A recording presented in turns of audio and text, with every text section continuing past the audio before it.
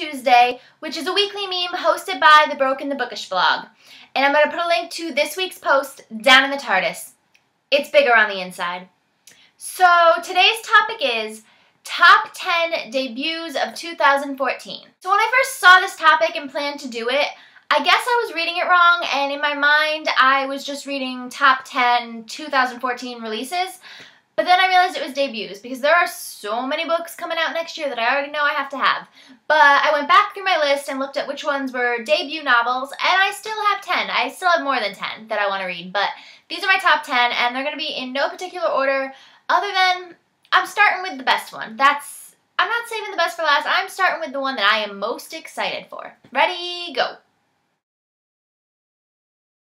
Number 1 is Dorothy Must Die by Danielle Page. Okay, for this one, I just have to read you the Goodreads description, even though it's kind of long, but it is so brilliant.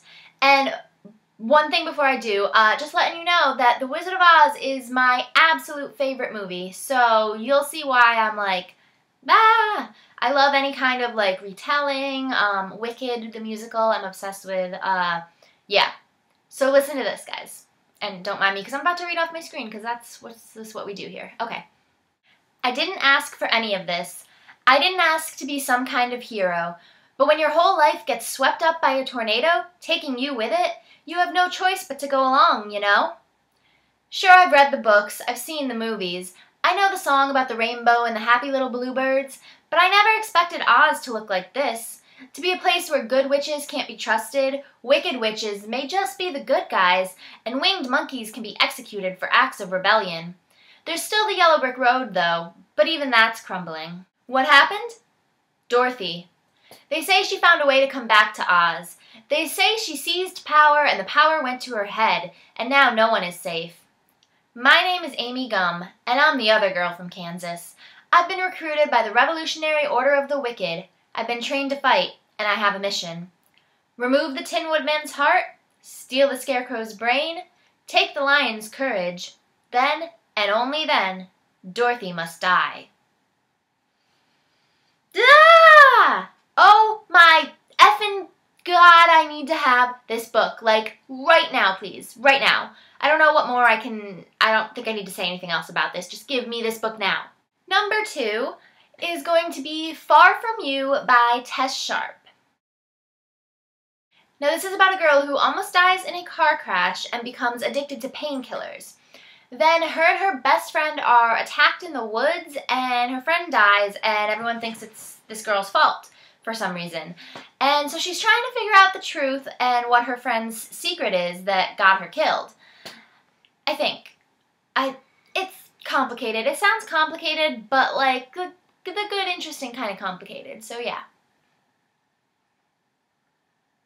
Number 3. Open Road Summer by Emery Lord. Road trip story, enough said. But actually this sounds like it'll be really great. This girl breaks up with her boyfriend and then joins her friend who's a country star on her tour just to get away and forget about boys. But then a cute boy joins the tour as the opening act. And I'm sure you can guess where it goes from there. Number 4. Something Real by Heather Demetrios. Now, I know this author, she goes to my school, so I'm really excited for her debut novel. It's basically about a girl who grew up with her family on a reality show, and now when she's a teenager, the show's going back on the air, and she doesn't want her life to be exposed again. That's all I know so far, but like I said, I know Heather, and I've read her writing before, and I know that this is going to be excellent.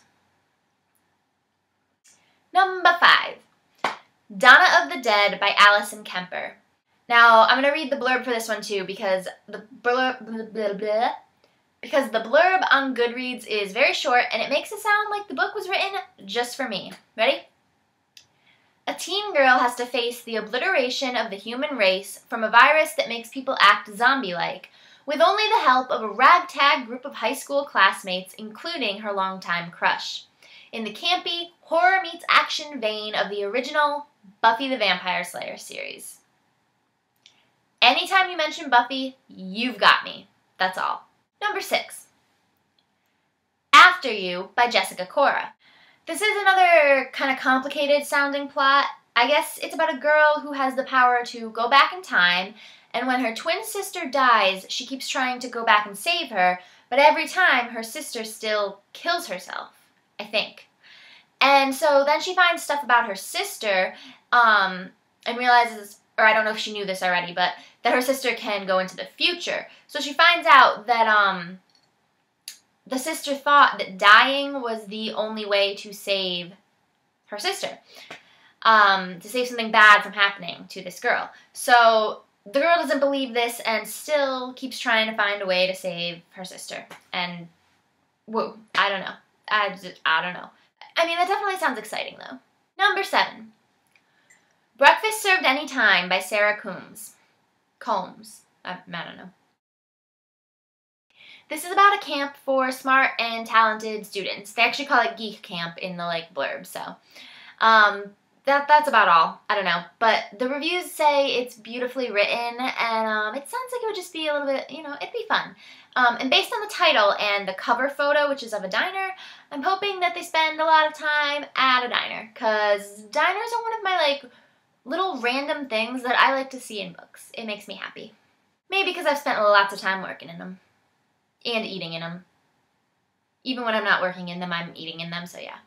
Number 8. The Truth About Alice by Jennifer Matthew. This is about a girl who's a victim of a rumor that she had sex with 2 guys in one night. And when one of the guys dies in a car accident, people think it was her fault. The really interesting thing, though, the subject matter sounds interesting, but apparently the story is told from a few different viewpoints, and none of them are Alice's, so interesting. Number 9. Don't Touch by Rachel Wilson. I don't personally know this author, but she also went to my school, which just tells me that the book is going to be excellent. I know I brag about my school a lot, I know, but there's 10 books at least. I think there's actually more like 20 books from people that went to my grad school coming out this year, and it's just, it makes me happy because I'm thinking that someday my book will be in that list. Anyway, what was I saying? I don't know. Okay. Don't Touch by Rachel Wilson. So this is another really short Goodreads blurb, so I'm just going to read it. About a girl who is afraid to touch another person's skin until the boy playing Hamlet opposite her Ophelia gives her a reason to overcome her fears. It sounds good to me. And finally, number 10. The Vigilante Poets of Sulin Academy by Kate Hattner. I don't even know what to tell you about this one. It just sounds crazy. A group of friends write a poem to take down a reality show that's being filmed at their school. And I guess they distribute the poem, and it's supposed to make people not want the show there. I'm not sure.